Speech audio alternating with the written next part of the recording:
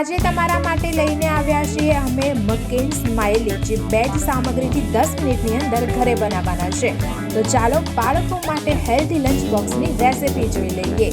સૌપ્રથમ આપણે બટાકાને બાફી લઈશું, ત્યારબાદ તેની છાલ નીકાળીને બટાકાને લઈ લઈશું। ત્યારબાદ તેની અંદર ઓરેગાનો અને ચીલી ફ્લેક્સ એડ કરીશું। વધુ તીખું ખાતા હોય તો વધુ ચીલી ફ્લેક્સ એડ કરી શકાશે। ત્યારબાદ તેની અંદર મીઠું એડ કરી તેને મેશ કરી લઈશું। બટાકા મેશ થઈ જાય એટલે તેની અંદર 2 કપ જેટલું કોર્નફ્લોર એડ કરીશું અને ત્યારબાદ ધીરે ધીરે તેનો લોટ બાંધવા લાગીશું। એકદમ બટાકાની અંદર બાઇન્ડિંગ આવી જાય અને બધું જ પાણી લોટ શોષી લે ત્યાં સુધી આપણે તેને ગૂંથવાનું રહેશે। ત્યારબાદ થઈ જાય એટલે 1 ચમચી જેટલું તેલ એડ કરી બરાબર રીતે બધું કણક બાંધી લઈશું। તમે જોઈ શકો છો અહીંયા આ રીતે લોટ બંધાયેલો છે।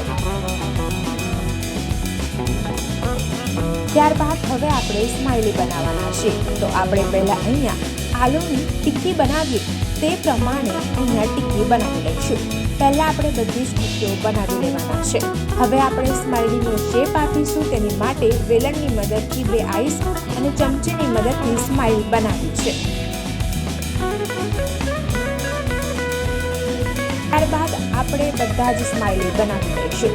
આ સ્માઇલી હજુ થોડા વધારે કડક અને ક્રિસ્પી બને તે માટે લગભગ 10 મિનિટ જેટલા ફ્રીજમાં રેસ્ટ માટે મૂકી દઈશું। તમે ચાહો તો બાળકોને લંચ બોક્સમાં આપવાના હોય તો તરત જ તેને ફ્રાય કરી શકો છો।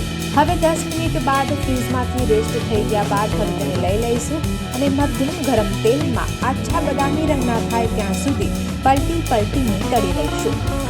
તો જોયો મસ્ત મજાનો કલર આવી ગયો છે। હવે આ સ્માઇલીને આપણે બહાર કાઢી લઈશું।